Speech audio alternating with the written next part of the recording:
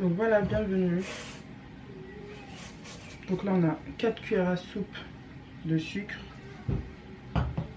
100 g de beurre avec 200 g de chocolat noir que je vais faire fondre ensemble au micro-ondes. J'ai ça là, de chocolat noir, c'est quoi, genre 50 g. Je vais les couper pour la fin.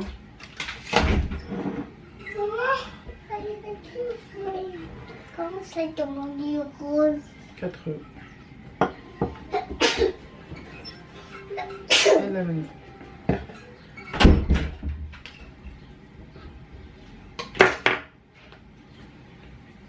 Et 4 cuillères à soupe de farine avec une petite pincée de sel. Et voilà, donc on va commencer. Je vais mettre ça à fondre.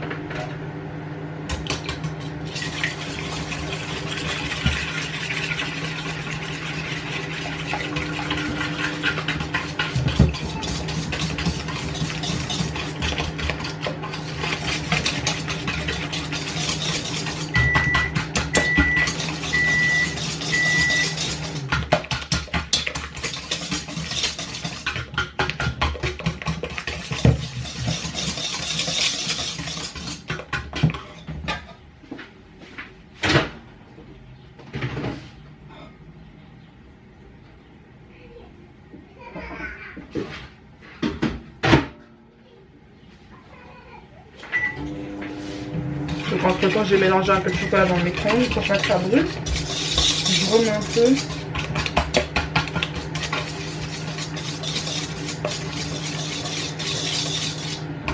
Là je vais mettre un petit peu d'arôme vanille. Un tout petit peu. Même pas une cuillère à soupe.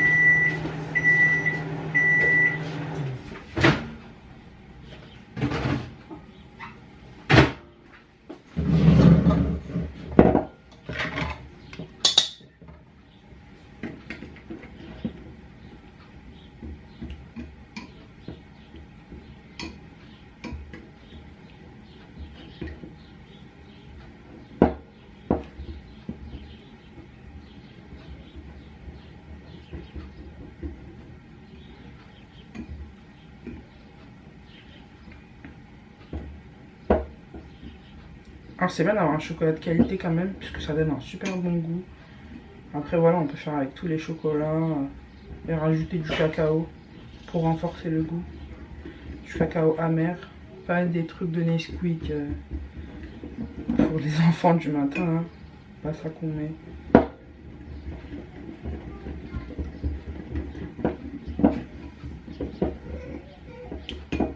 En gros voilà, je fais bien fondre. Et tout de suite après, je vais l'incorporer au reste.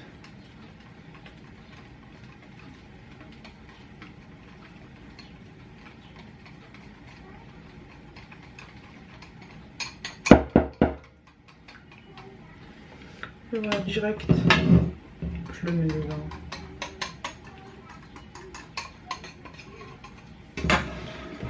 J'ai ma maryse.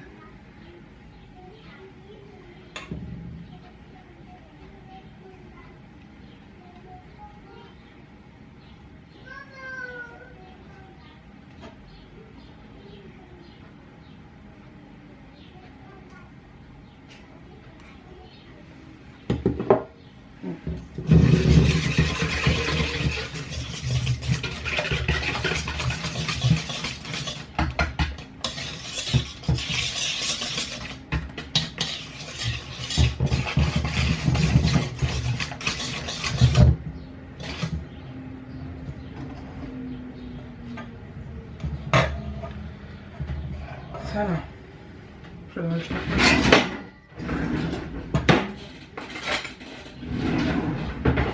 En gros, On devrait avoir 4 cuillères à soupe. Je sais pas, j'ai pas mesuré encore, on va voir.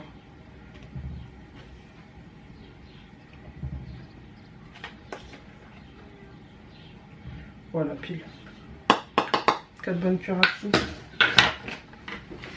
Et du cacao. Amer.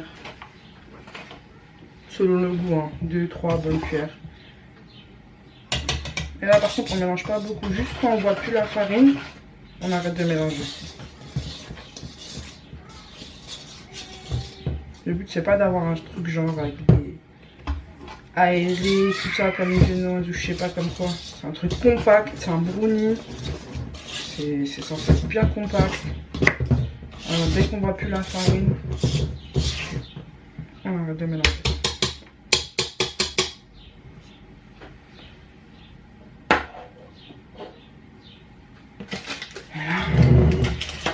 On va couper ça là.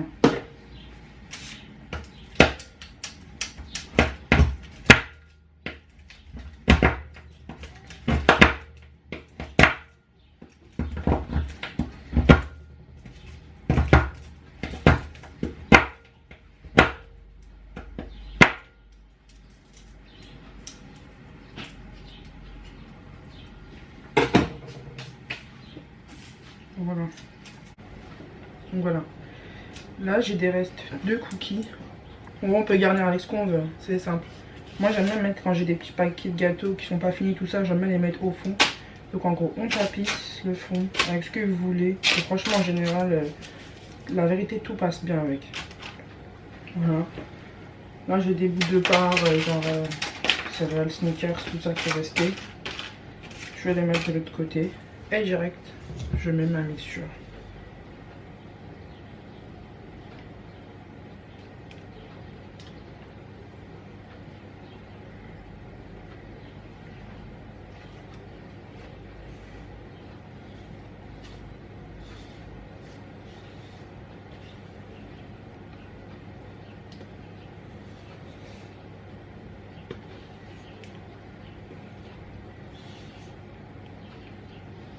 J'ai déjà mis mon four à chauffer bien sûr à 180 degrés et je vais faire cuire ça exactement 16 minutes. Il n'y a pas plus, il n'y a pas moins. 16 minutes à 180 degrés. Je le mets au milieu du four. Je laisse. Quand il sort, on voit que c'est pas bien cuit. Mais c'est pas grave, il faut laisser au moins 3-4 heures avant de le manger. Tu le laisses à l'air libre dans la cuisine. Ni frigo ni rien, tu le couvres, tu le laisses. Et voilà, après c'est bon à manger. En fait, il faut que ça durcisse tout seul. Pour avoir l'effet Fuji, comme ils disent les Américains, quoi. L'effet bien moelleux au milieu là. Vous verrez. C'est trop bon. Bref, et là en gros par-dessus, ben, je vais le mettre ça.